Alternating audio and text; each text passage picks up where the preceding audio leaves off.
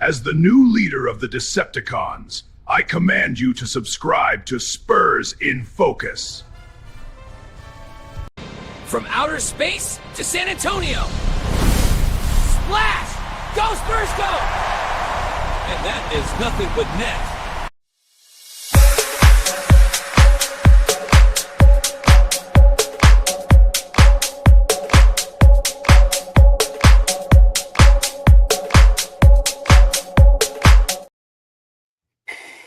Your San Antonio Spurs are going to the Western Conference Finals to take on the Oklahoma City Thunder. Welcome to a live episode of Spurs in Focus right here on YouTube, iTunes, Spotify, Pocket Cast, Amazon Podcast. Go subscribe right now. Go subscribe to Substack too, Spurs in Focus Substack, completely free. You want to do that right now. The guy you see on your screen right now next to me, that is Mr. Rudy Campos of The Sports Answer. He is on X at The Sports Answer. I am Jeff Garcia, longtime Spurs writer in San Antonio. Follow me on X at Jeff G Spurs Zone. Yeah, you heard me right at the intro. Your Spurs that maybe will win about 40-ish games, preseason. Yeah, no, they're on their way to the Western Conference Finals after taking care of business in Game 6, beating the Timberwolves 139-109. Yes, it was a wire-to-wire win for your Spurs. Got a little scary for one moment, but that's about it. It was a dominant performance from top to bottom. We're going to get into our general thoughts, our takeaways. I have a graphic for you guys that's going to have 3 takeaways from me. That guy, Rudy, he's going to give you his, and then we're going to give our reaction to what was the turning point of the game, standout stats, standout players, and then you guys, Spurs in Focus fans, leave a comment. Rudy's watching them, and apparently, Rudy, we brought in an alien that can shoot 3-pointers or half-court shots now here on Spurs in Focus.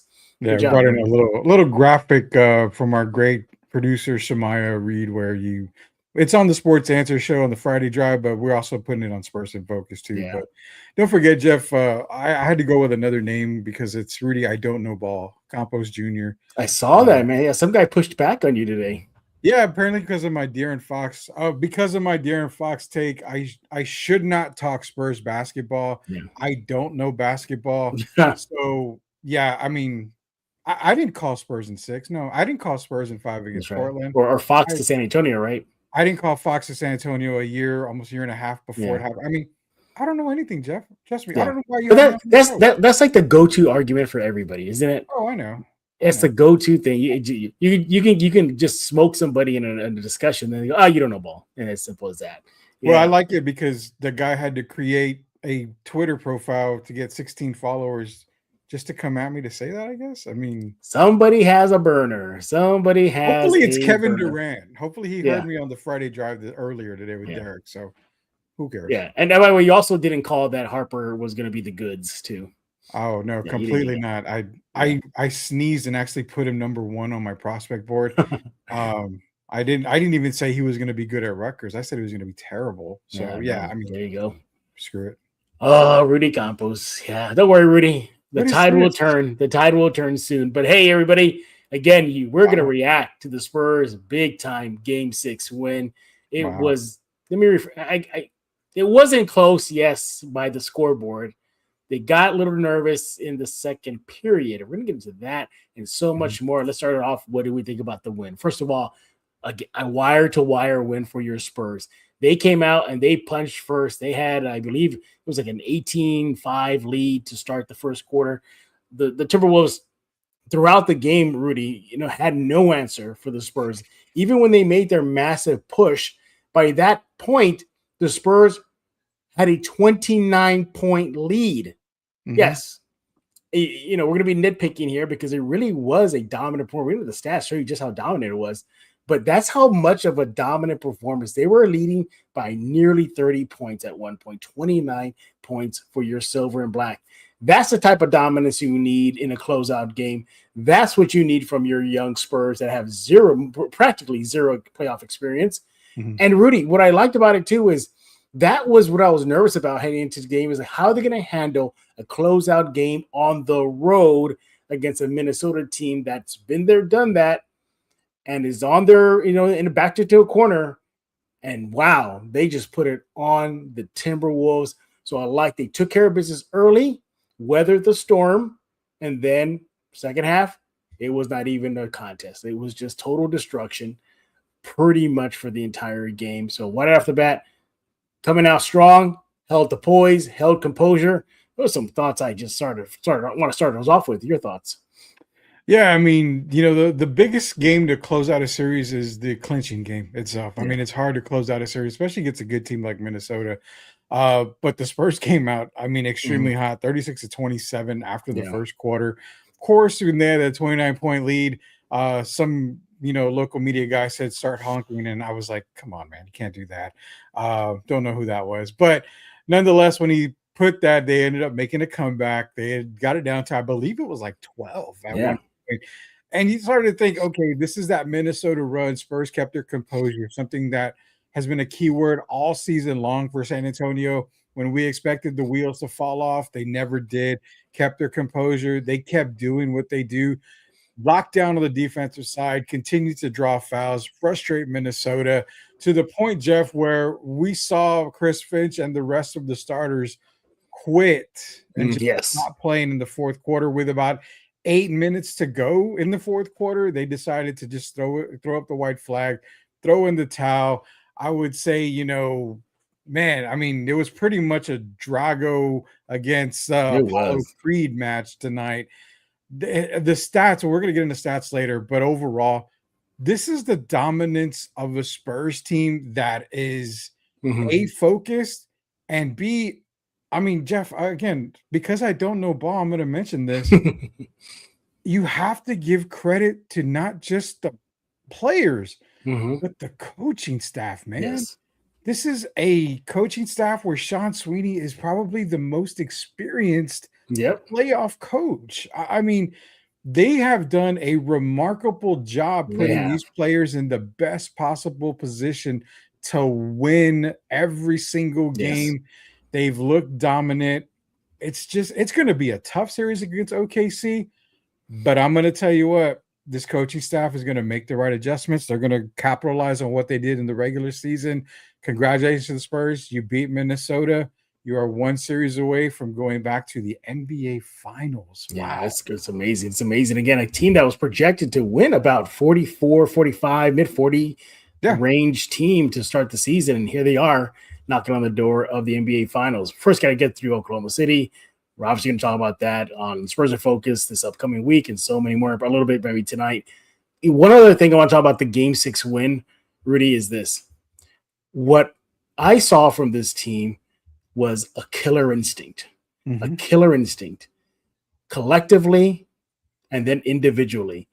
Castle was relentless. Wemby was just being Wemby and taking care of business. Harper was being relentless. Carter Bryant was giving that energy and being relentless. This was a team that was looking to punch their ticket to the Western Conference Finals, and they did that. So they had that eye of the tiger. They did. Just because you mentioned Drago and Apollo, I had to say, oh, come on, man. Yeah. So they had the eye of the tiger, and it showed. You know that viral photo of Victor at the free throw line in Game 5 and all laser focus? I saw that from the entire team, and during the game, I was saying, I don't see that from Minnesota. Yeah, a little bit from Ant, in the second period, more on that in a bit. But Randall, I'm surprised Minnesota fans are now on the street with pitchforks right now. That's wanting him out of a Minnesota jersey. You didn't get much from Nas. Yeah, you got 18. Nas was just third leading scorer at 18. I mean, Nas Reed's the truth. He's a good guy. But go ahead. He is a good guy. But my point is that you didn't see that we're backed into the corner. We got to survive and win mode from Minnesota. And I think the Spurs just pretty much deflated them from the beginning. I think they just deflated them. And if you really look about the series too, most of the Spurs win, probably all the Spurs wins were just destruction. They just left no doubt. And Minnesota had to have things go their way. Wemby, elbow, he's ejected, took advantage of it, they win. Spurs, Fox and Wemby both had bad games in Game 1. They admitted it. And, Minnesota took advantage. So things had to happen for Minnesota more so than the Spurs. But when the Spurs were focused and together and everybody's, playing, they were clearly clearly the better team. There was no doubt about it. This was the better team ultimately. Rudy, I'm surprised this didn't end up in a sweep. I think it should have been a sweep. But let me ask you this, though. No. If we can get into the timeline now, the multiverse, does it change if Dante was playing? That is a very good question. And that's something that Derek and I had kind of talked about. And I'll say this much, it would have made a difference as far as the game being a lot closer. The Spurs still would have won the series no matter what, but you wouldn't see 139-109. I mean, you would have probably saw maybe in the 15, 14-point range and consider that a blowout with Dante DiVincenzo. He makes a difference, Jeff, but he doesn't make enough of a difference to where the Timberwolves had a legitimate shot against San Antonio. I mean, you would have had to have seen a Superman performance by Anthony Edwards, and you really only got that in one game in this series from him. So you would have had to have seen another Superman performance from Anthony Edwards, and that would have given Minnesota a chance. The other guy that Minnesota, really relied on and came through in just about every game is the guy that took an elbow from Wemby, and that's Naz Reid. I mean, he got that big contract. He's the reason why Minnesota is actually one of the better teams in the Western Conference. So Naz Reid did his job. Anthony Edwards did his job for the most part. Yeah, a lot of other guys didn't come to play. But Dante DiVincenzo, he makes a difference, but not as big of a difference as a lot of people would assume. And again, it would have been Spurs in 6. I mean, to be honest, they probably should have been Spurs in 5 with that elbow not happening. You're more than likely seeing Spurs in 5. But thank you, Victor, for the elbow. I got another series right. Spurs in 6. They ended up winning, moving to the Western Conference Finals. Well, I thought you don't know ball, Rudy. You don't know ball. I know nothing about basketball. I mean, we have it in your name too. We can see it. It says Rudy. I don't know. I really hope that Twitter guy is watching, because if I don't know ball, he needs to come on and tell me I don't know ball. I mean, I don't. They won't. They do a lot of this, but they never do anything in real time. Real time. But overall, this was a great win for a young team, for a team that's described as they have no playoff experience, and technically that's true. Sure don't look like it to me. It sure didn't look like to me in a closeout game on the road versus a back-to-back team going to the Western Conference Finals. They look like they have been more postseason than the Wolves did. They really, really did. They just have more talent, more depth. The injury bug didn't hit them as much as it hit Minnesota, whether it be Naz Reid being banged up, Dante being out. Even prior to the game, Shannon was 50-50, questionable, because of a head contusion. So they were just really banged up. And you saw contributions, not only just from the starters for San Antonio, but Luke Cornett just doing a damn good job spelling Victor when he was out. And you didn't really see too much drop off. I mean, he had 4 blocks in the game. And just the defense was still stellar with Cornett. Mentioned Carter Bryant bringing that energy. Everybody chipped in positively whenever the Spurs they had them out there on the court. All right, let me give you my 3 big takeaways here from the game, and I get them on your screen here. So right after, I think we hit it already. He jumped on Minnesota early. I think that was good. They set the tone. They set the standard. They already put Minnesota, up against the wall. So I'm glad they did that, and again led to the wire-to-wire win. And I like number 2. Let's get into it now. Whether the Minnesota rally. So even though it was a very lopsided game, and the Spurs had a 29-point lead at one point, Minnesota had a furious comeback in the second period going into halftime. Fortunately for the Spurs, they had such a big lead. They can weather that storm. They weathered that rally, had enough cushion. But before we get to number 3, and I think that's a big topic we're going to be talking about, is that still a concern for you going into the WCF, the Western Conference Finals? That this team, the Spurs, allow teams to come back like that? What'd you say? You asking me? Yeah, I'm asking you, yeah. Oh, what'd you ask me? I thought you were still going with the thing. I'm sorry. No, that's okay. No, I'm saying, is this still a concern for you that this Spurs team keeps on showing time and time again they let teams come back? It's concerning, yeah. I mean, so I think I'm more concerned with them allowing teams, I love that Portland series, for getting off to really quick starts and bumping up to 15, 17-point leads. I'm more concerned over that than having a team rally. The Spurs thing is this.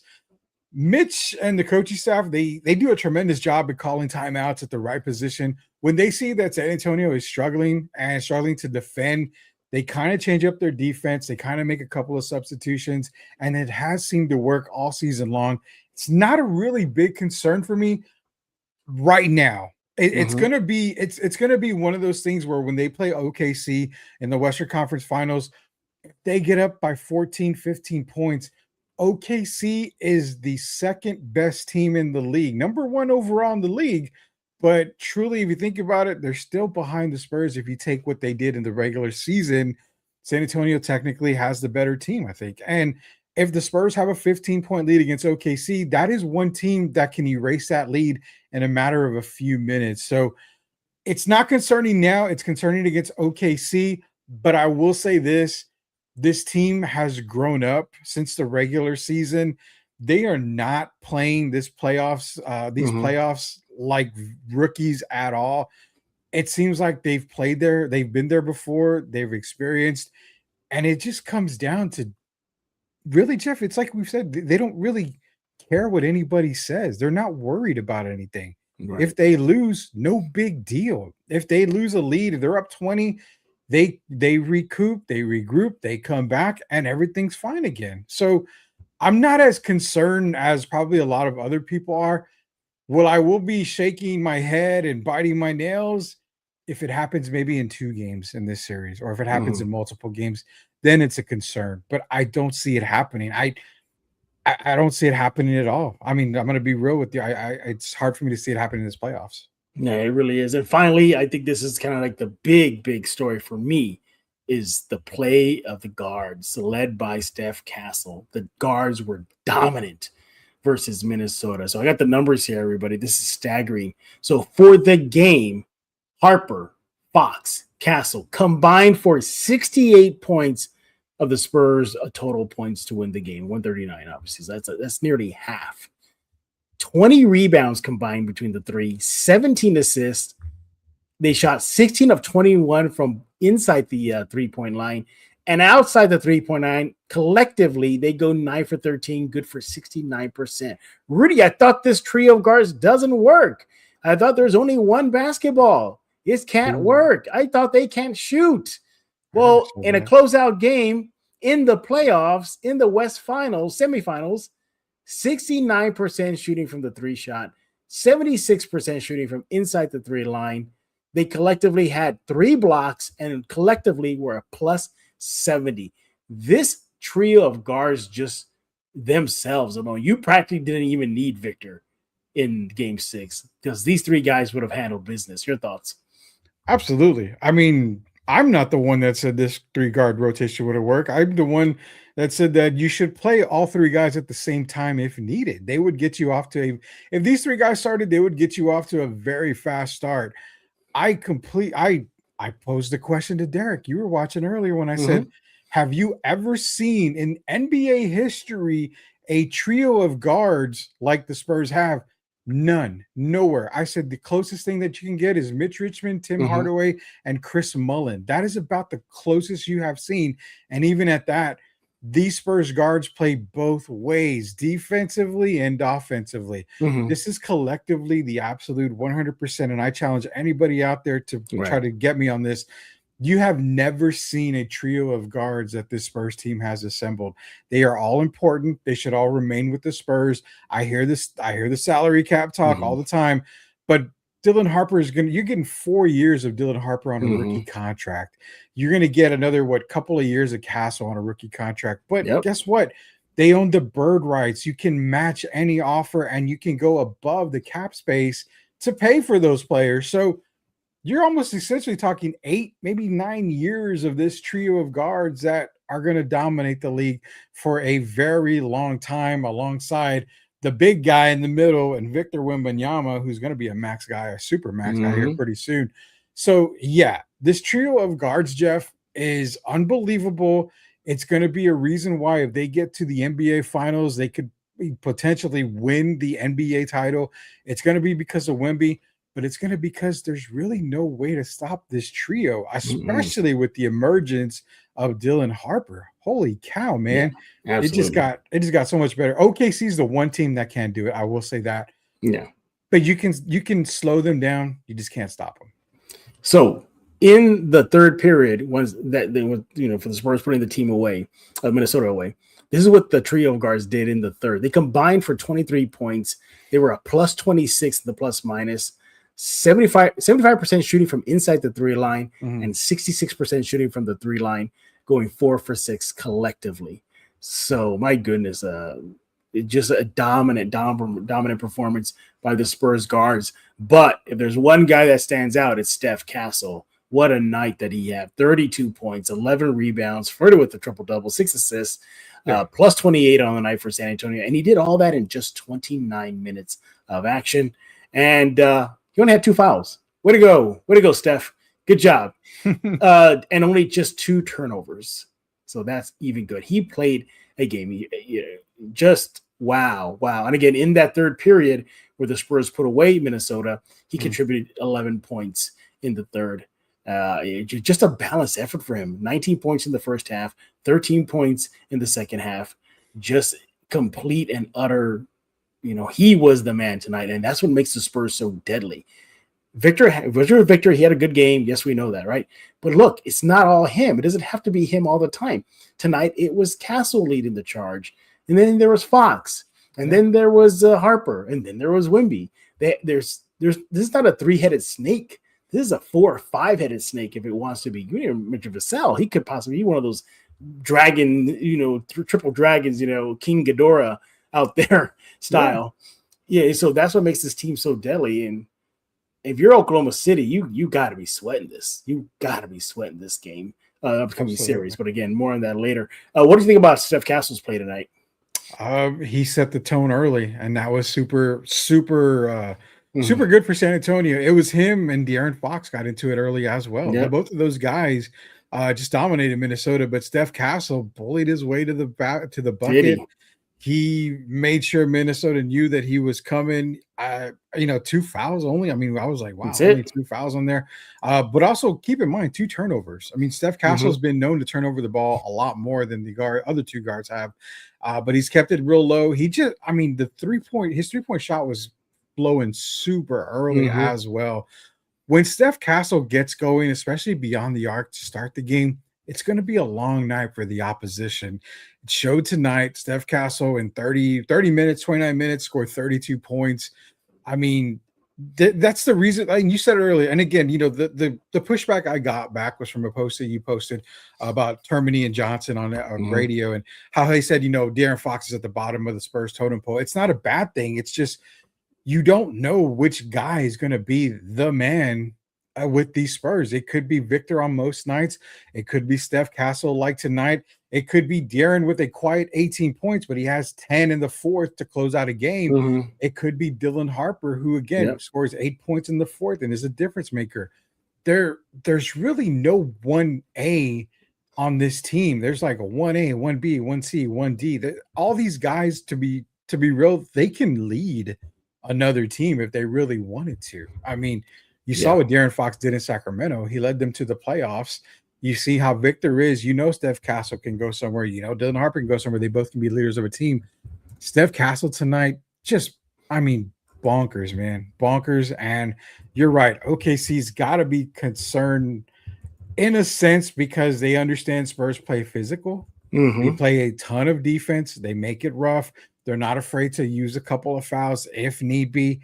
And they're not going to fall for the foul bait stuff. I mean, they really are not when it comes to OKC. So I would think that right now, Mark Dagnall is probably trying to figure out, okay, how do we stop them from getting into the paint, which OKC is really good about that. They're really good about stopping guards getting into the paint.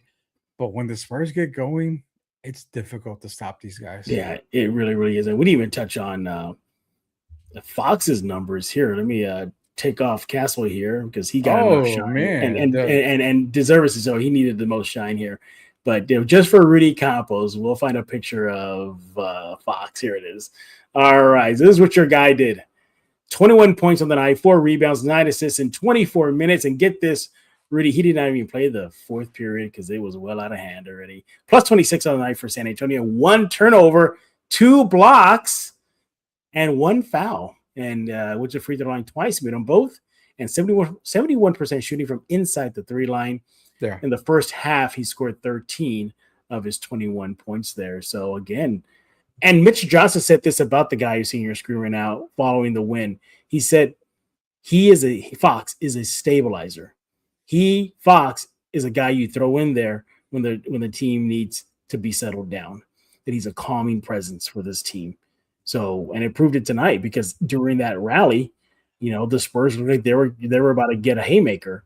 They survived it, but Fox was there. When the Wolves were storming back in that second quarter, he poured in 4 points. It was a +5 in the second quarter, excuse me, and no turnovers. He had a block, went to the free throw line twice, and all that's just helping to stem the tide that was seemingly turning at the point going into halftime.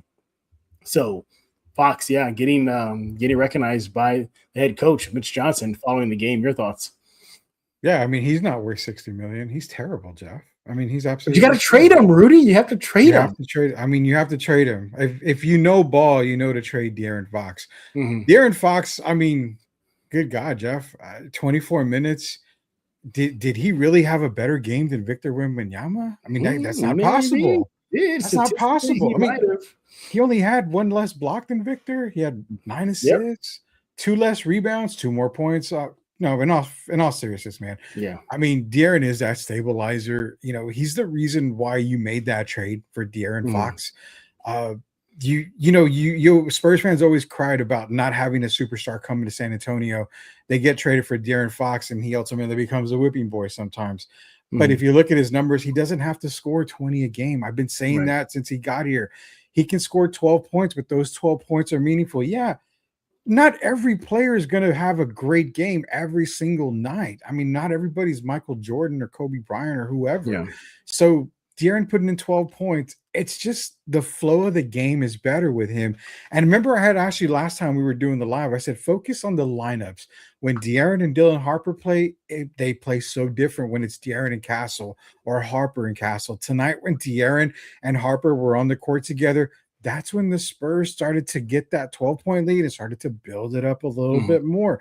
Castle was not on the court at that time. It was Fox and Harper, 2 guys that get to the basket that can control the game and make it a little bit stable for San Antonio. De'Aaron Fox is definitely a keeper. He's definitely a guy you want on your team. He's growing with this, but get this. You're getting Dylan Harper learning from De'Aaron Fox, a really savvy, good guy, and a great veteran. You can't ask for much more. But yes, I mean, Fox is a stabilizer. Kudos to Mitch Johnson. I mean, he's saying all the right things about De'Aaron. Yeah, one more thing before we get into the team stats and talk about how dominant performance is. Shout out Julian Champagnie. Finally had a pretty good game in a closeout Game 6 versus Minnesota. 18 points on the night. That's well above his series average of about 11.5. Shot the ball 44% from the 3 line, goes 4 for 9. Yeah. Again, well above his series average, 36%, which is still pretty good, but, for him to up it to 44% in the closeout game, that's even better. No turnovers on the night. He was a +35 for the Spurs when he was on the court. And for the series, he averaged a +12.7. So he really made an impact. Went to the free throw line 4 times and made them all. Just a great game from him. 5 rebounds, 2 assists in 25 minutes. Shout out Julian Champagnie. That's the type of punch they need from him. Because when he starts making those 3 shots, that floor gets wider and wider and wider for the guards, for Victor, and anybody else who wants to take advantage of that. Rudy, we've been talking a lot about individual performances, but let's talk about the team now. So the Spurs never lost a period. They won every single quarter in the game, even in garbage time. So they meant business. They closed them out. Way to go, Spurs, all right? But let's focus on that second quarter. Again, we've been kind of dancing around it. 38-34, the Spurs won that period. We kind of hinted it already. We talked about already the rally that Minnesota did that scared you. It scared all Spurs fans. Yeah. Do you think the Spurs could survive that type of rally versus an OKC Thunder team? So let's say the Spurs put the Thunder on their heels and then they come charging back. Well, let me ask you this. The only fair way we can answer that is, do the Spurs have a 29-point lead? Yeah, they got to get there first, right? I mean, if you say that the Spurs are up 15, I don't think that's a safe lead at all against OKC. Yeah. If you get them up 18, I'm a Still little bit better. I'm a little bit Yeah. better with that, but I'm not quite there. Yeah. It'd have to be 22, 23 plus. And I'm like, Yeah. okay, this is probably a good enough lead where they can withstand kind of a good run or a big run by OKC. It's something that you have to consider. It is a concern. I mean, it is a concern, but it's the resilience of this team. Every time that we've seen another team make a comeback, it's the quick timeout. It's the changing of the guard, basically bringing in some new players and maybe getting some. It's as simple as bringing in Carter Bryant, as we saw tonight, just to pester Anthony Edwards. I mean, you saw Carter Bryant come in and make a big difference just on the defensive side of things. So I think every lead San Antonio has, definitely you can say, is not safe because of our history with San Antonio basketball. We know that they like to blow it in the end. And famously, Charles Barkley said, the one thing I know guaranteed for the Spurs is that they're going to blow the lead in the fourth quarter. And that's what we've been used to. So when you see a team make a comeback, it's like, oh, here we go again. But again, this is not an old San Antonio team. This isn't a team that we've seen before. This is a whole new – Jeff, we've been blessed. Well, we've been blessed with Greg Popovich style of basketball. That was winning basketball. We've never seen a Spurs team play this style of basketball. This is Mitch Johnson style of basketball. So, yes, this is a new era.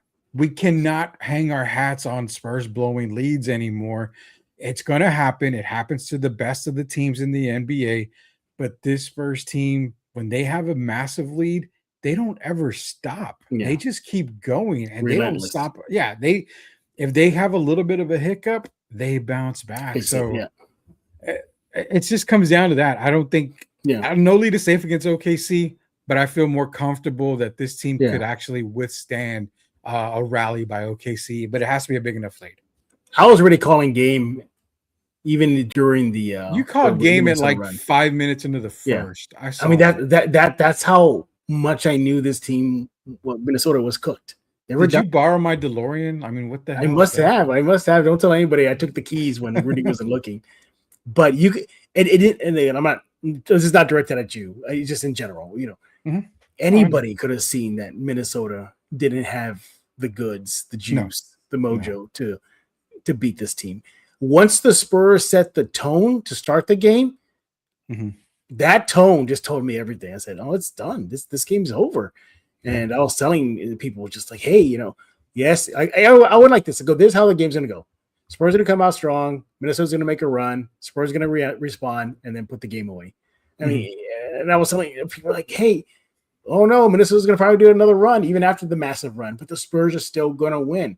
It didn't take a genius. They are on paper the better team. On paper, the series proved that. The stats proved that. Everything proved it. Minnesota was Anthony Edwards or bust at this point. You didn't get jack bleep from Randall. Nas did his best. Shannon did his best. Rudy didn't. Was Rudy even involved? Gobert? I mean, did he even show up? You got really nothing from a lot of a team that should have more help for Ant, and they didn't. And you could just see just how porous the Minnesota defense was. How many times did Harper just waltz into the lane and score a basket? It was just nothing. Cornette was looking like world versus Minnesota. No offense, Cornette, but yeah, it looked like Cornette was just playing great. Even again, anybody could have seen from the jump. It was done. It was done. I even texted you. I said, "Hey, Minnesota's not going to come back from this." And you're like, "Yeah, probably not." So it was easy to see. But how dominant was his performance? We talked about how many players for the Spurs were dominant individually, but collectively, they out-rebounded the Minnesota Timberwolves 60-29. Yeah. That is huge. 60-29. What about assists? 34-25. Spurs with the advantage. You go down the line here. What about field goal percentage? 56% shooting from the Spurs to 37% to the Wolves. Free throws. They got to the free throw line 27 times and connected on 85%, while the Wolves went to the line 21%. They connected on more three-pointers, 18 to the Wolves 12. I mean, I can go on and on here, just how lopsided it was. Offensive rebounds, Spurs got 12 of them. Minnesota got 9. Blocks, 13 blocks. And majority of those were not just from Victor, Cornette, Vassell, Harper, Fox. Everybody was getting the block party. It was just a dominant performance all the way around. Sure, the Wolves won a few categories here and there. They had more steals, fewer turnovers, but the major categories, second chance points. Remember that was a problem for the Spurs versus Minnesota? Yeah. Not tonight, 21-12, Spurs with the advantage.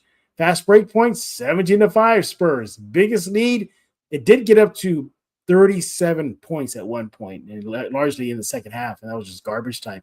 The game was over so bad that during the game, Edwards walked to the Spurs bench with about 5-6 minutes left in the game clock and was already saying good game to everybody, going to all the players individually, shaking their hands, hugging Mitch Johnson. And then he just did his piece and he walked away because I'm pretty sure he just wanted to get the bleep out of there, the one where the buzzer was over. So let me be a good sportsman now before anybody says anything, because I just want to get the H out of here. I mean, I think that was going through his mind. My point is, it was just so lopsided. It wasn't even close, Rudy. It wasn't. No. Even if when Minnesota made the run, they still had a double-figure lead going into halftime. Yeah, they did. I mean, it was total domination by the Spurs. I mean, Minnesota's only chance to win a quarter was that second quarter. It was 38-34 scoring-wise. I mean, Jeff, if I'm going to nitpick one thing, I mean, the Spurs had a couple of turnovers tonight. I think they had 16 tonight, which is almost double what Minnesota had. So, I mean, that's really the only thing. And honestly, those turnovers were just careless mistakes. I mean, stuff you can clean up by just a film session. So, total dominance by the Spurs. I mean, again, I never have seen a team where it's like my largest lead is 37, and then I've never led the entire game. Spurs led the entire game. I mean, the only reason why, if you go to ESPN, it says 98% over 0% on largest lead or percent lead is because it was 0-0 for, to start the game.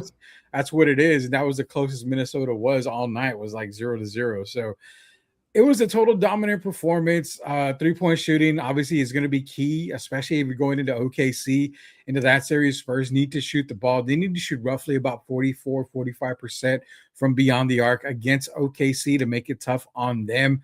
You got to keep the turnovers down. But yeah, even the fast break point, that stands out to me, because they've been holding them to at least 7 fast break points or less, with the exception of the game 5 where Minnesota had 15. The Spurs still continue to hold Minnesota under 10 fast break points. They held them to 5 tonight. I don't even know if it's domination. I'm wearing my Screaming Chancla hat because, again, they just spanked the crap out of Minnesota. And you and I, being a Mexican heritage, know when the chancla comes out, you're in trouble. It's over. You're done. It's over. Yeah. Just what an incredible game for a young team that wasn't even projected to be at this point, joining the OKC Thunder in the Western Conference Finals. But here we are. Vegas had the game at a 9.5 spread at one point prior to the game. And, man, whoever betted against that probably won some coin tonight. For sure. If you took the over that night for tonight, you probably got a nice return. Man, what a game. But we're not done here. When we get back, we're going to take a little quick break. We're going to go to our turning point, standout stats, standout players, and then you guys, Spurs in Focus fans, what are you talking about? I see the messages lit up right now. Rudy's manning it right now, so Rudy has a task ahead for him. Coming up next, we're going to be your turn in just a few seconds. Secret powers were revealed to me the day I held aloft my magic sword and said, "By the power of Grey Skull, I subscribe to Spurs in Focus."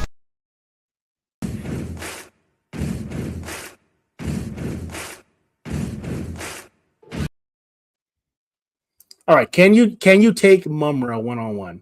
That's a big boy. A big boy. No, I could not take Mumra. I would die against Skeletor. You know what? There's only one character I know for a fact that I could whoop on, and that would be Cobra Commander. See, for me, I can whip on Orko. I can probably do that. No, he has magic, though. He has magic Orko has magic, man. That's right. You Now, for me, Cobra Commander, I can definitely take Cobra Commander. He's a little scrawny guy. Yeah. I can definitely take Cobra Commander. I- Mumra, I'm dead. There's no way. He'll just body you. He's just basically Shaq coming at you. Hey, we've discussed it on a past episode. Mumra was not a villain. That's right. Yeah. He's not a villain. I mean, he's the bad guy in Thundercats, but if you think about it, he's not a villain. Yeah, you really think about it. Yeah. Whose land? Who went to whose property and said, no, it's mine? It wasn't Mumra. Exactly. It was the cats. By the way, quick little nerd moment, because we're not going to do a nerd segment here, but just I highly recommend to you, Rudy, you can get it online and just read it online. You don't have to go buy it. There's this new comic book series. Okay. It is incredible. I already read online the first few books. There is a series, Thundercats versus Silverhawks, and it is phenomenal. And it is the Hawks that are the bad guys. Yeah. And they are very militaristic, totally against, they just see black and white. That's all they see. And this Quicksilver, the main guy, he is a bad dude. He's a bad dude. And Lionel, they go one-on-one. And you need to text it to me so I can look it up. But it is incredible. I mean, I was shocked how well written it was, how well scripted it was, the details of it, the drawings of it, the storyboard of it, and they even introduce a new Hawk, and that's he's even badder. He's a bad man. I mean, it is so good. And you get to see Lionel kind of still young and letting leadership get to his head, and he's not a good guy with his crew. He's really not. It is a phenomenal comic series, Thundercats versus Silverhawks. If you can get it, go read it right now. It's online. I'll read it. I'm going to check it out. And I want to say real quick, because I know we're going to move on, and I don't want to spend a whole lot of time, but Artist Jim is saying Mumra ain't a villain. Artist Jim, you got to go and read in depth about Thundercats because it's true. Mumra's portrayed to be the villain because he's protecting his world against the Thundercats who came in to his world. And I mean, it's a crazy story that doesn't ever really come out. We got into nerd talk, and everybody's coming into nerd talk now. So I know we got there we go. Yeah, everybody's joining in now. Mumra was 10 foot down. Hey, Darth, could you take Mumra one-on-one, or you're cooked? I think Darth can. I went to school with Darth. I think he really can take Mumra. Cobra Commander 6'7". I can see Cobra Commander whining at the refs like every single time. Oh, that's not a foul. That's not a foul. Curses. Yeah. That's not a foul. He's LeBron James. That's the way it is. Yeah. Exactly. That's me. Where do you get your try to say Thundercats? Yeah. Our artist Jim, I'm seriously just Google it right now. Thundercats versus Silverhawks. An amazing comic book art right now. I mean, if you really think about it, I think it's two big time different views of points. The cats, very peaceful, they want peace, belong to the earth, and The Hawks were cops, basically. They were just basically military cops. Yep. And that those two things clash. And it is. I'm getting chills. I'm thinking about some of the storyboards, the cutouts that popped out when I was reading that book. But anyway, all right. You're here for Spurs talk. Here we go. Spurs once again advanced to the Western Conference Finals, 139-101. Ended in 6 because I called it, not Rudy, just for the record. And yes. Rudy called it. Yeah, he called it in 6. I had it in 5, but Rudy called 6. Again, a dominant performance. Rewind in YouTube right now if you can. We go to individual players. We go to team stats. Yeah. We tell you some of the concerns. The biggest one is, again, letting the Wolves claw back. I'm thinking of a Thundercats right now. Claw back into the game in the second period. But other than that, the Spurs just said, oh, okay, that's cute. Smack. And that's pretty much what they did. Yeah. But again, we play this game with Rudy, right? So we have 3 categories coming up. Turning point, standout stats, standout player. He doesn't know what I'm going to pick. So he's kind of like, I have notes. Literally, I have no notes. So I do everything on the fly. Yeah, he doesn't know which one I'm going to press. So he has to think quick. So what's the first one we're going to hit him? Let's find out.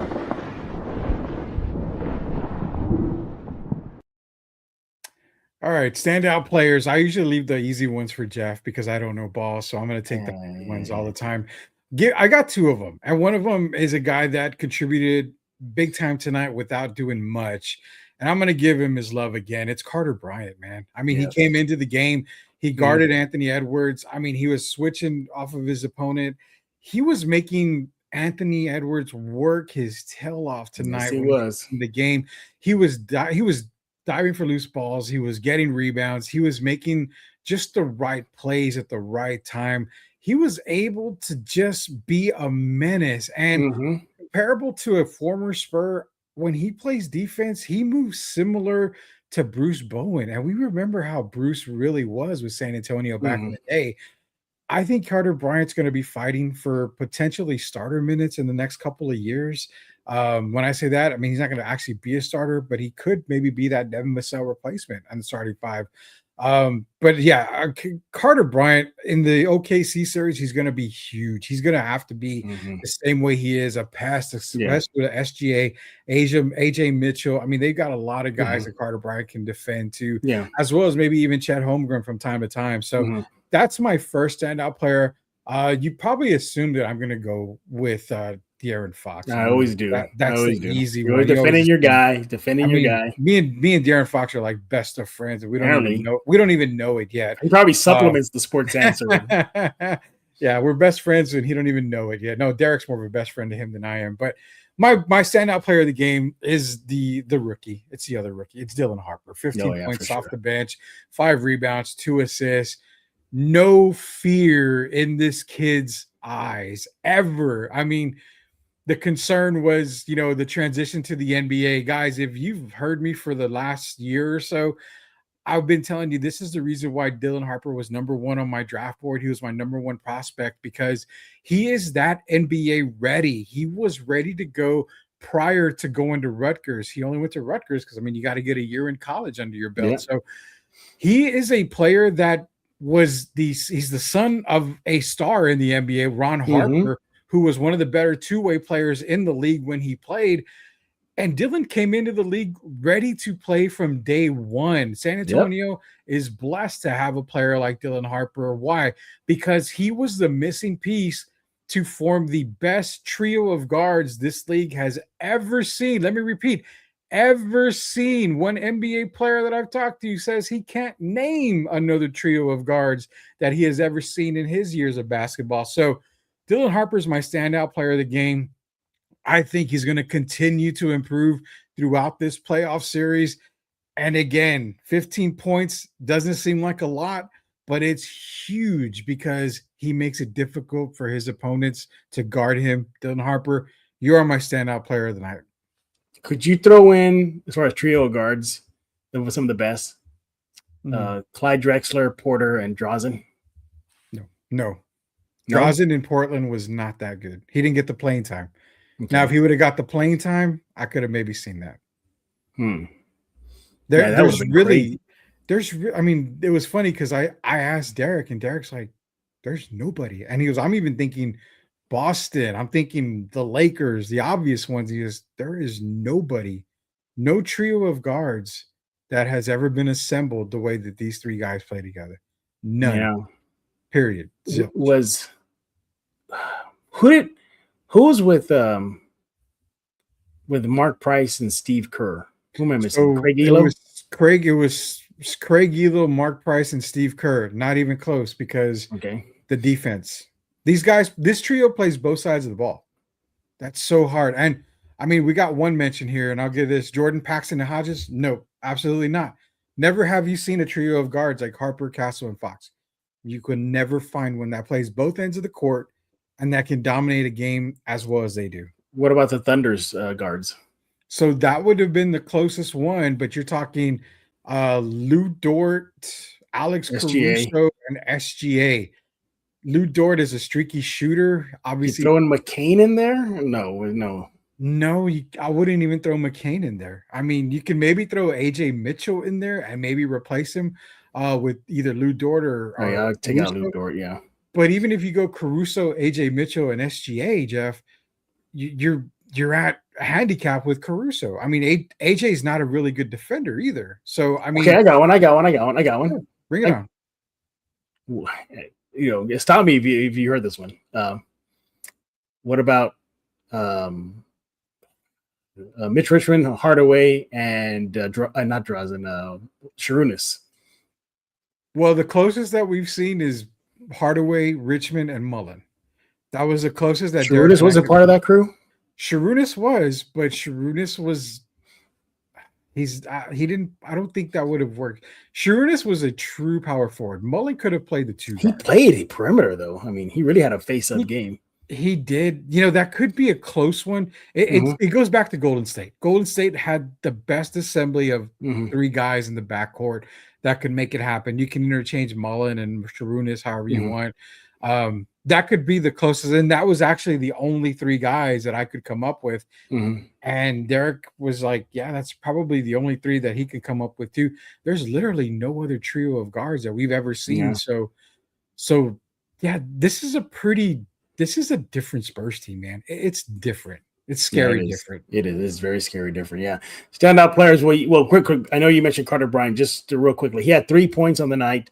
He was a plus 16 for the Spurs in those 13 minutes that he played, and hit a perimeter shot. Again, his 3 points right there. But he had 5 defensive rebounds, 1 offensive rebound, no turnovers.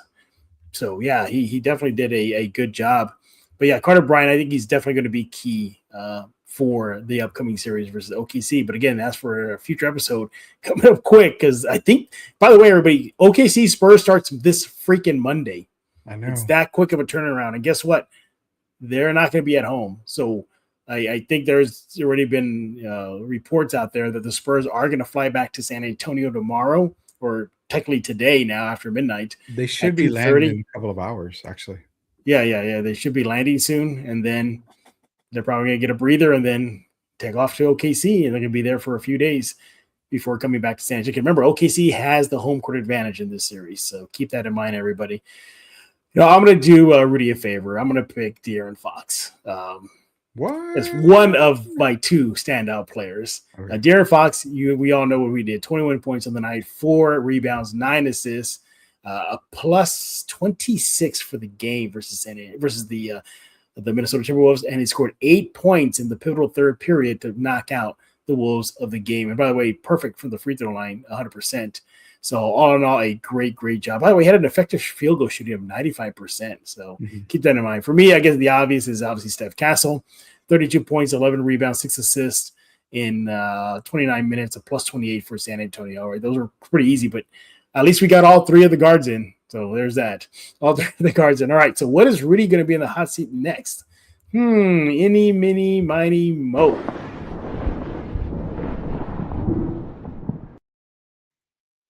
All right, standout stats. Well, I mean, I would easily say the final score, 139-109. Yeah, that's easy. Very unexpected. No, for me, the standout stat was 58-52, and that's the points in the paint. Seems a lot closer than, and you're probably thinking, man, there's so many stats out there. Why'd you pick this one? Well, the points in the paint were dominated by the guards, and that's what I really liked to see. I mean, in a world of NBA big men where you had Randall, Naz Reid, Rudy Gobert, these guards were not intimidated by any type of height or physicality. They got to the basket. De'Aaron Fox was in the paint majority of the night. Stephon Castle did most of his damage outside of those 3-point shots. He was in the paint most of the night. Dylan Harper getting to the basket. It was just a dominant performance, and it's rare to say that, Wemby is the only one dominating the point. Yeah, I mean, he's probably going to be the only one dominating the point for most nights. But when your guards are getting to the basket and getting easy buckets, every night's going to be a long night for that opposing team. As you can see with Minnesota, they just could not keep them out of the paint. For me, I picked the points in the paint 58-52 as my standout stat, because I'm going to circle that every single game in the Western Conference Finals. OKC is one, if not the best teams to keep guards out of the paint. So that's my big standout stat. Spurs need to continue it, and that's what I'm going with tonight. Yeah, I got 2 of them for you. We already hit it on the head earlier. Rebounding 60-29 in favor of the Spurs. It was just so lopsided. That tells me they were having the second efforts. They were the ones wanting to control the game. That's total control of the game. Just out rebounding by that type of a margin, 60 to freaking 29. Mm-hmm. That was the final rebounding stats. Total Spurs, and that's even again a team that has Naz Reid, a big boy, Randall, Gobert. So I mean, they just really cleaned the glass versus Minnesota, which I got it was a little surprising for me for that type of a gap there. I did not expect that at all for the Spurs to be that dominant on the boards. And again, we hit on this earlier, but we got to highlight it again. Standout stat for me, 68. Again, the combined points of Harper, Castle, and Fox for the game. 68 points combined for a plus 70 on the night. Those three guys collectively scored 41 points in the first half and 27 in the second half. So, I mean, you cannot stress that enough, just how potent the stats prove it these trio of guards are. All right, and then the final one, we already know what it is.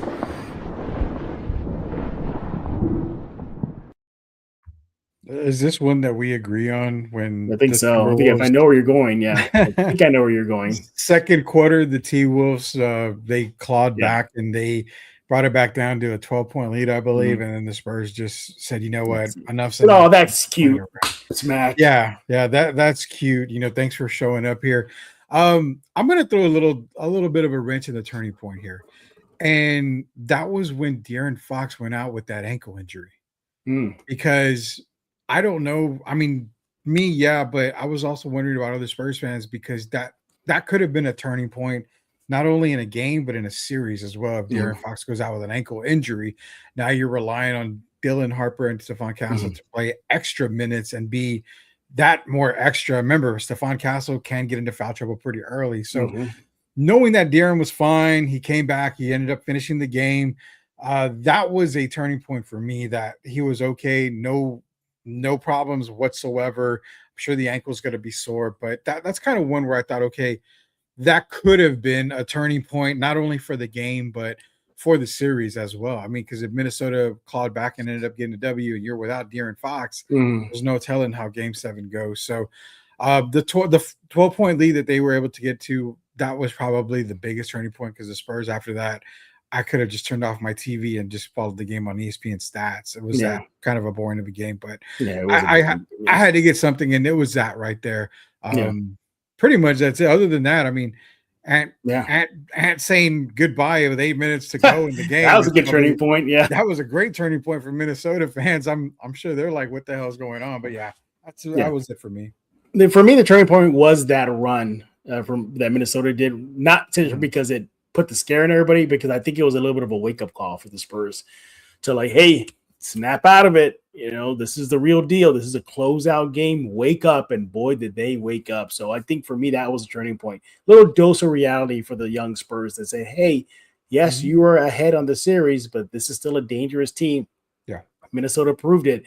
The Spurs, did not help themselves in that second period whatsoever.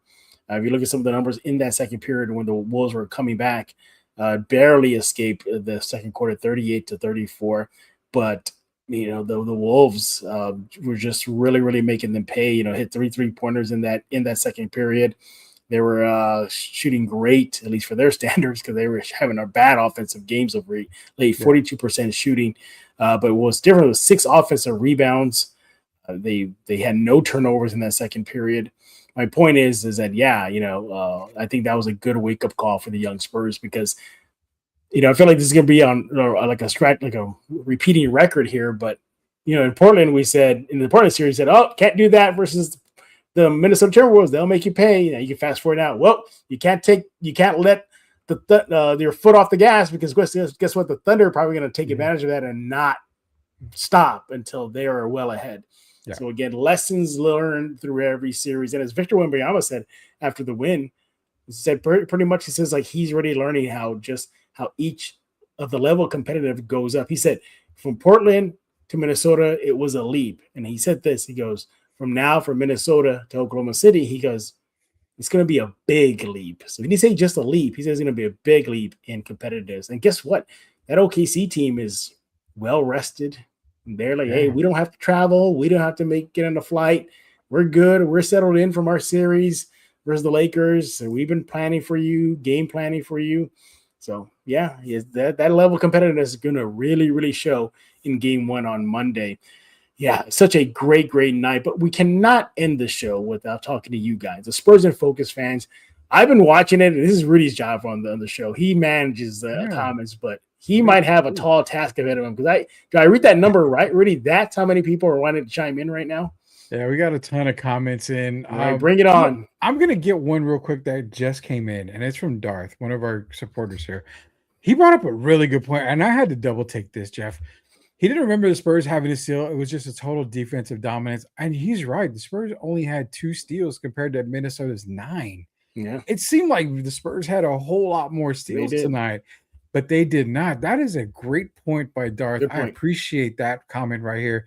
Another one that just came in. SGA will likely be awarded second MVP. Wemby has that MJ attitude, which is using anything as a whiteboard material. Now, just an FYI, I got the announcement right now that the MVP is going to be awarded this Sunday before the Cavs and Pistons game. So tune into that. Will Wemby win it? We'll see. We'll do on that. The goodbye was an amazing turning point. That's when we knew it was over. Let me get to the beginning. CV was in here. He says, we made him quit. They did. From the start, according to Tim Gonzalez. This lady's been stalking me for the longest time. Don't marry her. Yeah, you're a meter. Yeah, it's a bad idea. Guys, she's been stalking me forever, at least for the past 20 years. You really don't know what you're talking about. It's in his name, Gina. It's in his name. Don't know basketball. Apparently so, but don't know ball. I think Ant-Man is contemplating Fox's plan and forcing a Wemby Ant-Man pairing. I don't think the Spurs would take on. I don't think so either. And that would be way too much money. You'd have to give up a guy like Harper and Castle for more than like that. The guy's going to have a huge welcome when they arrive at 2:30 in the morning. Gina's backender says that win was mind-blowing.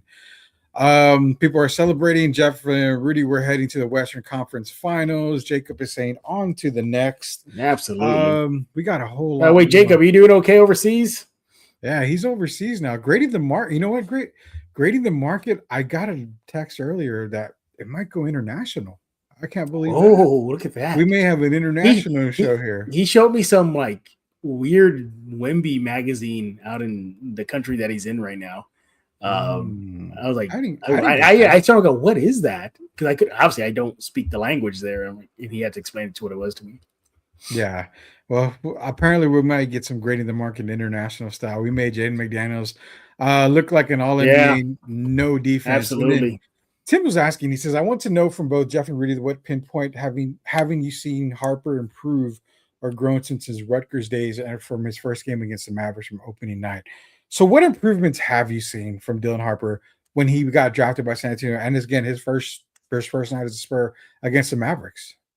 For me, it's just his ability to break down defenses. That's really, really blossomed so much. You know, we all know the game plan, right? What does Harper like to do? Get in the paint. That's all he does. But it's how he is so crafty in the paint, finishing with the left, finishing with the right. And even if he gets jammed up and somebody does stop him, he'll figure a way to dance around you and get the best shot available. So for me, that's been the biggest thing. Yeah, I think for me, considering how I scouted him a little bit and I did his prospect stuff, the biggest thing I had was, and the biggest concern was, could he lead an NBA team? And he's proven that he can. He can lead an NBA team. I know he's just a rookie, but it kind of reminds me of when Tony Parker was given the reins. Oh, that's a good comparison. To the San Antonio Spurs by Pop. Eventually, you're probably going to give Harper the reins to this team, and he commands this team probably better than Tony did when he took over. I think Dylan Harper's biggest question was, okay, you're a point guard, which is the absolute toughest position to play in the NBA because you've got to be in command of everything. And he's done a phenomenal job of that. He's not scared of the big moment. He's proving why he's going to be a superstar in this league. And that was my only concern. And he's passed with it. Yeah, absolutely. I'm with you too. All right. What's the next one we got? Let's see. We got a bunch here. Rudy doesn't even know how to spell basketball. I guess not. Sith is in here. Says, go Spurs, go. Exactly. Go Spurs, go. Darcy saying, I can't believe I'm saying this, but OKC has stronger bigs in the post. Yes, Wemby is better overall. What OKC? The Spurs will need to rely on Plumlee more in this coming series. Great comment. Plumlee's ready for that. Well, great comment because again, you've got Jalen Williams, you've got Isaiah Hardenstein, and then you've got Chet Holmgren. So you've got three players that are predominantly very good big men. I mean, Chet's probably going to be all NBA this season. The Spurs have Cornette and Wemby. They can use Keldon. They can use Carter Bryant. But do we maybe see an Olynyk or a Plumlee just to kind of maybe just get some fouls somewhere, make it a little bit tougher? And Lou Dort, even though he's undersized, he does play a big position a lot. So he does. I like that comment because there's a possibility we end up maybe the Spurs can sign Mumra. Oh God. Maybe so. Yeah. Silver Wolf, another person he's always been on our shows. I appreciate the support. Says good Spurs evening, gents. Wow, what a game from the entire team. Game 6, as it always is. And let's go Spurs. Could have been a sweep easy. I don't know about the sweep part. I knew Minnesota was at least guaranteed. I think they could have gotten a sweep. I think they could have gotten a sweep. Yeah. Says that they just bowed down to the more superior team. To be honest, OKC does have enough power to stop the Spurs when they're playing. Spurs playing ball, 2 defenders on Wemby, and they still have 3 guards, Vassell and Julius. So, yeah, I mean, OKC is going to be a concern for a lot of teams. There's no doubt about that. They're going to be a major concern. Minnesota had only 5 turnovers. I talked about that earlier, how definitely Minnesota didn't have a whole lot of turnovers compared to the Spurs. The Wolves the West Coast will be on NBC and Peacock, so that'll be good. I have YouTube mentioned it again. Harper goes downhill as in total control. Yeah, and that's the thing with Dylan. I mean, there was nothing. It's very rare when I look in and I do my NBA draft prospects. It's very rare that I look at a player and I say, "There's really nothing I can find to pinpoint as to." Well, that's not going to make him a star in the league. That's not going to make him a star in the league. The only concern I had was the leadership quality at Rutgers that he had. He was able to lead them. If I remember correctly, Rutgers didn't even make the March Madness. So they had a struggle, but I don't think it had anything to do with Dylan. Dylan was injured that entire Rutgers season just about. So it's coming into the NBA. Is he NBA ready? Yes. Is he ready to lead an NBA? Was the only question I have. His playing ability, I mean, the kid was playing man basketball in high school. So there was no concerns for me on that at all. But, yeah, I mean, those are the comments we got, Jeff. And, I mean, again, 320 plus all night. So I'll take it. But let me ask you this. Sure. What am I saying? Ask you. I'll say what I'm feeling. How's that? Why am I feeling like a really good fight's going to happen between these two teams? That's not a very bad feeling. You got I have this feeling like in one of these games, tempers are going to flare up, and here we go. I can see that happening because I think these two teams are going to go at each other, not literally, but proverbially, to try to kill each other on the court. I don't want to. I'm not gonna poop on the parade. I'm not, but I will say that the Wemby elbow on Naz Reid will play an effect with OKC because they saw how the Spurs, they took that elbow and were like, okay, they know that the one thing to get Wemby rattled is to be physical with him. You saw it happen with Naz Reid and Jaden McDaniels. He elbowed Naz Reid, basically took Wemby out of the game. Oklahoma City is a physical team, Jeff, but they are a high basketball IQ, very smart basketball team. You don't think Lou Dort is going to make a dirty play. He does it all the time. So my biggest fear is that Wemby will maybe lose his cool again. And then there you go. There's a series shift if something happens. Because remember, he's not going to get off light this time. There probably would be a suspension. There's definitely going to be a fine. And that's what I'm trying to say is my biggest concern in this series is the physicality towards Wemby. It's probably going to be worse. And they saw what happened against Minnesota. Yeah. They're going to use it to their advantage, man. Yeah, I think so. Yeah. Real quick, and I'm also not going to try to rain the parade, but let me ask you something. Something I observed in Game 6, especially in Game 5. Did it feel like a lot of the calls were going the Spurs' way? And I bring this up because take Game 5? Game 6. Game 5 and Game 6. What I mean by that, and I'm going to look at Game 6 just because it's more fresh in my memory. There was a play where clearly Castle threw a forearm at McDaniels. Yes. And then, but they called it on McDaniels. And then in Game 5, I don't know. My guess is counted, but there was a Spur player that pretty much manhandled a Wolves player, and they said the foul was on the Wolves. I'm not going to conspiracy route, but feels like the NBA really wants OKC and San Antonio in the West Finals, and they got it. No, I mean, no, okay. So maybe I was reading too much in there, but you know what that because I would react. There's obvious fouls. I mean, you're right. Yeah. There are obvious fouls, but it was on both sides. I mean, you saw Minnesota with Randall just chicken wing every single time he drove to the basket. Never got a foul called on him for the offensive foul. Yes, I do see what you said. There was a lot of missed calls, but as a coach for many, many years, one thing the officials has always told my players was, if you attack the basket and you get physical, we're going to let it go. I mean, we're going to let it go. It's basketball. It has to be clear-cut, obvious. And it's kind of weird because we complain that we're not getting physicality in the league anymore. My God, it's touch fouls. I mean, but then when physicality happens, we're talking OKC, the flop. Oh yeah, OKC flopping Thunder. I mean, I know we're gonna get that, but that's what I'm saying. We want more physicality, but then when we get more physicality, you have more players raising their, and even the Spurs do it. They all raise their hands like, "Where's the foul? Where's the foul?" If the ref didn't blow the whistle, get your butt down on the defensive side and play some defense. Who cares if the foul was called or not? Leave that to the coaches to fight for that. Yeah. I mean, that's what I've always been taught. But that's the thing. It's going to be a physical series. It's going to be a big time series. I think I've got them in 7, but a part of me says I think it's going to be like a 6-game series. But it's a toss up. I have the series going 7 and it being a toss up. Yeah, so of now, I don't know because it's just me. This Thunder team looks a lot different than they did in the regular season, and I don't know. That's because they have a lack of strength of schedule in the postseason. You know, cupcake Phoenix team, a cupcake Lakers team. Exactly. You know, making it look like, wow, this team is a juggernaut.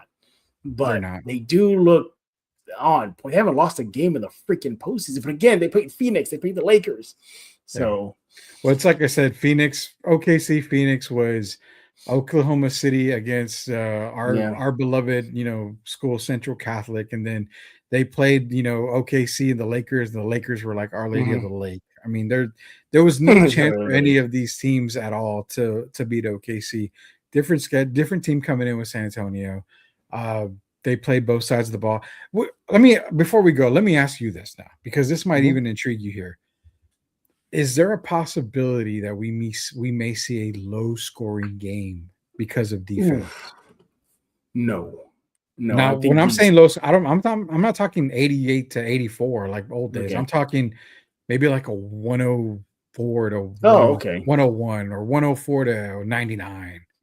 Do we possibly see that? Because, man, these two teams play hard-nosed defense, dude. I'm going to say yes. I think I'm going to go that way. But, again, I can also see it going high-scoring because these two teams are potent that way. I believe what he was going to play, who plays the best defense is going to win this series. And on paper, defensive rating, I believe the Thunder have the best in the NBA playoffs. I'm going to double check that right now.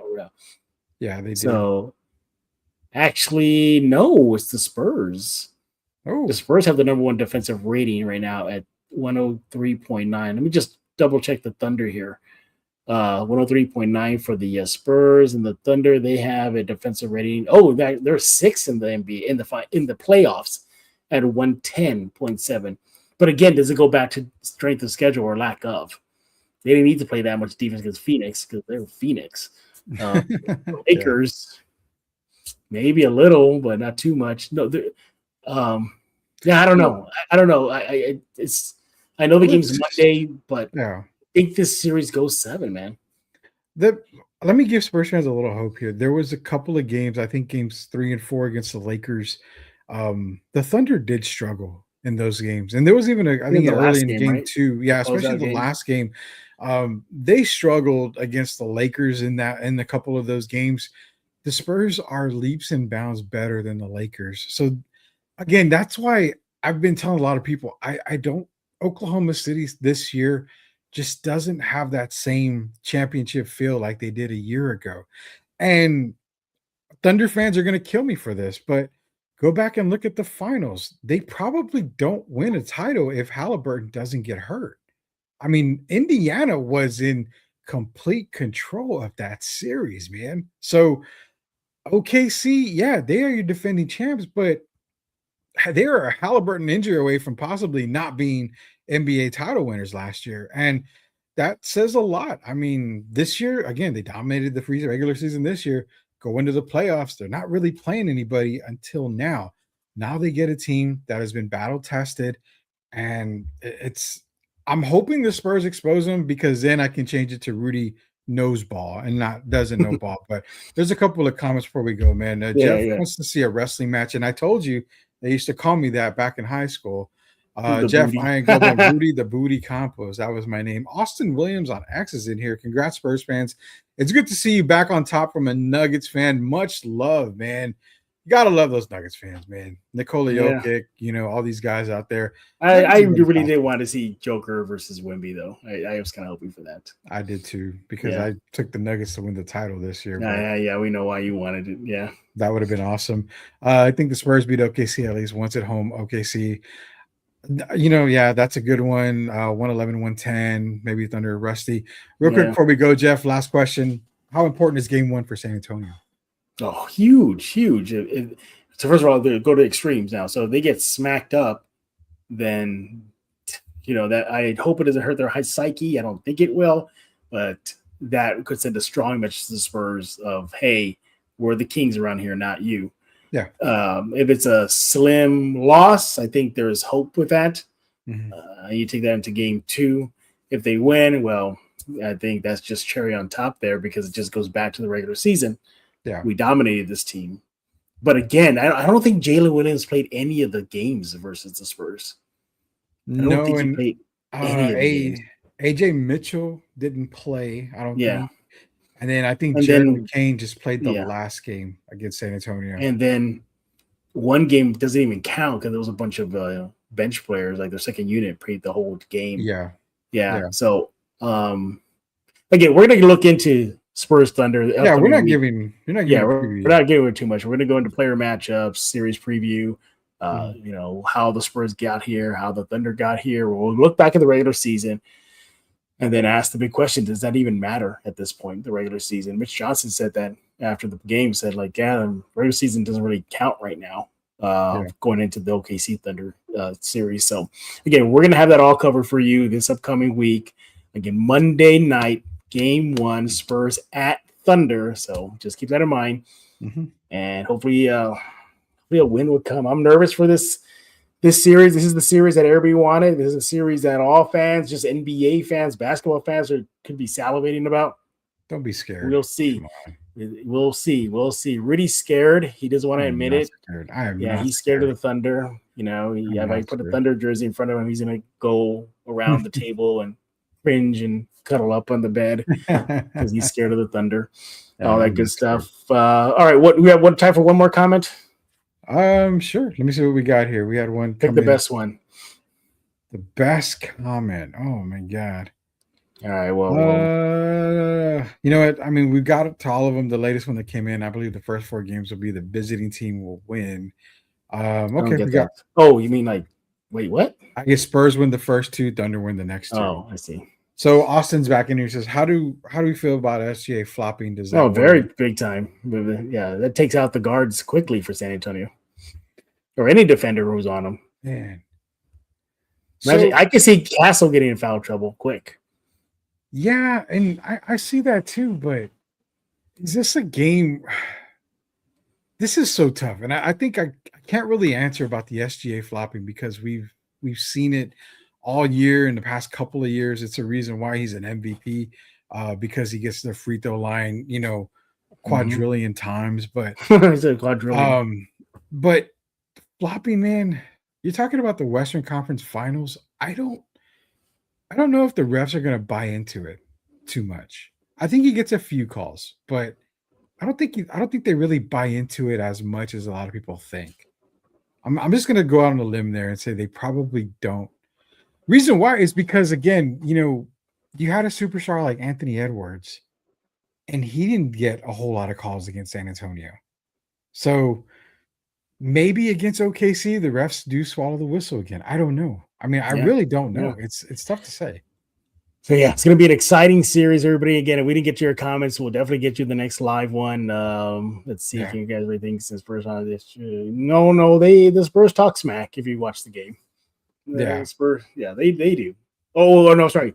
Did they say getting smacked? Okay. I think I could probably see that happening at least in one game. Oh, so, I almost expect them to lose by 20 in one game. Yeah, there's going to be a game where it's going to be lopsided. Look, even the mighty Tim Duncan Spurs-led teams got blasted in Detroit in the finals. I mean, absolutely just crushed by the Pistons. So it can happen to those guys. It can happen to these guys. So, again, great comments, everybody. We appreciate it. We'll be back likely on Monday night after the game. Versus the Thunder. Hopefully the Spurs will win. We shall see. But again, we appreciate y'all staying up late with us after a closeout game. Once again, your San Antonio Spurs. Well, they send the Minnesota Timberwolves on vacation. I wonder where they probably go to Cancun somewhere. I guess it's kind of get to go on vacation. I guess there's that. But this 139-109, your final score. Spurs win the series 4-2. They'll play the Thunder next Monday night in OKC. 7:30 tip on NBC Peacock, so keep that in mind.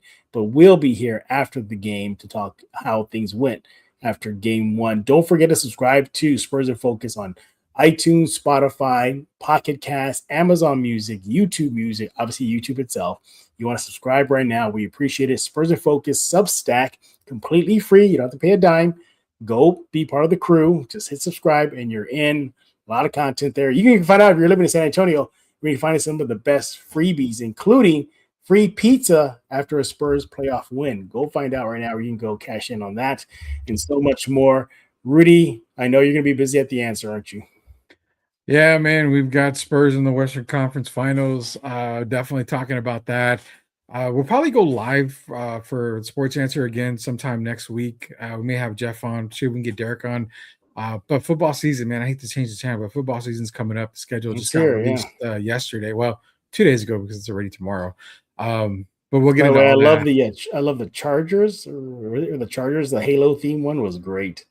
Oh yeah. The schedule releases are always fun to watch, but we'll get into football talk and just more NBA, man. I mean, Derek loves talking about NBA, and we talked to WNBA today, so just great conversations on the Friday Drive on the Sports Answer. You can catch me and Derek and sometimes Jeff on there Friday on the Sports Answer, Answer Now TV. Yeah, exactly. Again, follow Rudy on X at The Sports Answer, probably the best way to catch up on all things that he's got going on right there. Again, that's on X at The Sports Answer. Mr. Campos, we appreciate it for your staying up super late with us here on Spurs in Focus live episode. I'm your host, Jeff Garcia. Make sure to follow me on X at Jeff G Spurs. Once again, YouTube, subscribe right now. We appreciate it. And Substack, go do it and check out all the stuff we have coming up for you. So a lot of stuff we're going to be talking about on the Substack side with Rudy on Spurs in Focus, because we got a Western Conference Finals to talk about Spurs Thunder in the coming days. Stay tuned for that. So for Mr. Rudy Campos, I am Jeff Garcia, and now you're in focus with Spurs in Focus.